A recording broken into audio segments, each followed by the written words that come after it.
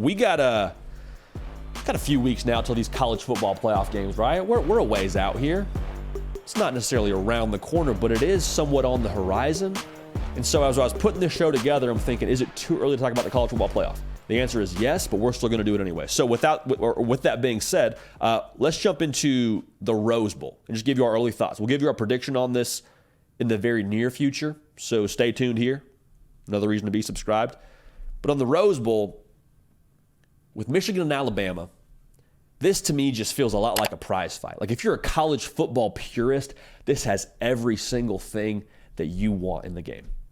The venue itself, the Rose Bowl, the granddaddy of them all, historic venue. I think the best venue in not just college sports, but all of sports. A little sunset off the mountains, like college football poetry. Then when it comes to these teams, two elite brands, two historic traditional brands. Also the style of play that they have, going to be physical, all right? It will be a prize fight.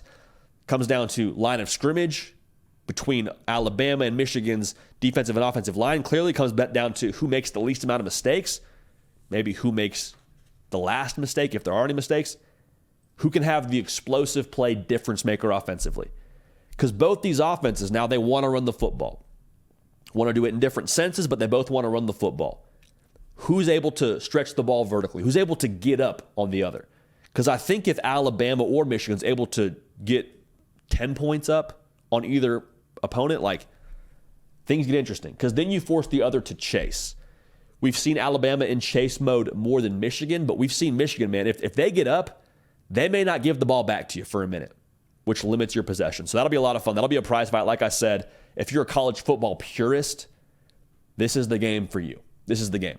Now, let's take a look at the Sugar Bowl.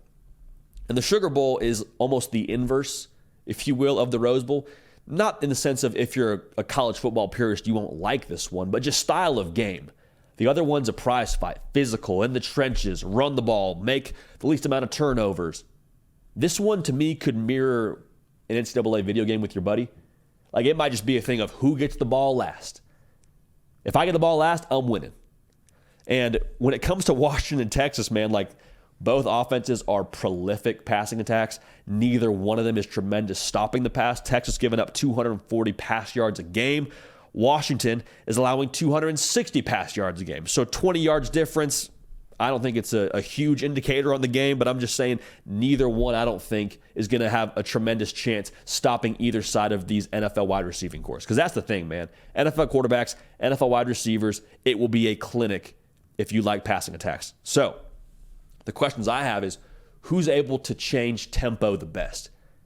Now, take yourself back to summer of 2015, 2014 when we had the NCAA video game. How did you win that game against your buddy? He's scoring every time he gets it, right? So what do? You don't give the ball back to him. You run a little inside zone. Wait, take time off the clock. Inside zone, time off the clock. Read option, time off the clock. That might be what it comes down to. Is either team able to do that? You probably lean Texas there by nature of what they have in that backfield. But I'll tell you what, Dylan Johnson, man, what we saw him and that offensive line do against Oregon, that's a physical outfit. So it's going to be a real test of who's able to and who gets to by nature of the tempo of this game. Because you only get to slow the game down if you have a lead you're comfortable with sitting on to a degree. Also, who starts the hottest? I don't know what the over-under is in this game, but I, at the moment, lean over. Who starts the hottest?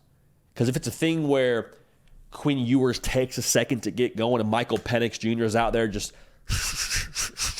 dicing it up and he kind of gets that game breaker mode going, he gets the hot hand, you don't want to spot either side of this operation 10 meters in a 100-meter race. Like, that's not a situation you want to find yourself in for either offense. Tough to play catch-up in that sense. So it's going to be a lot of fun. I cannot wait to watch both these games.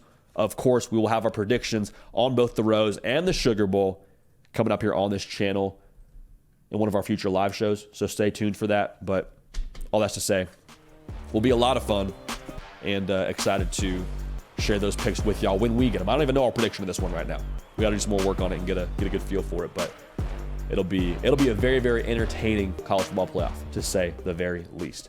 Hey y'all, thanks so much for watching. Subscribe to the channel here to make sure you don't miss an episode of The Hard Count. Also be sure to check out other videos on the On3 YouTube channel.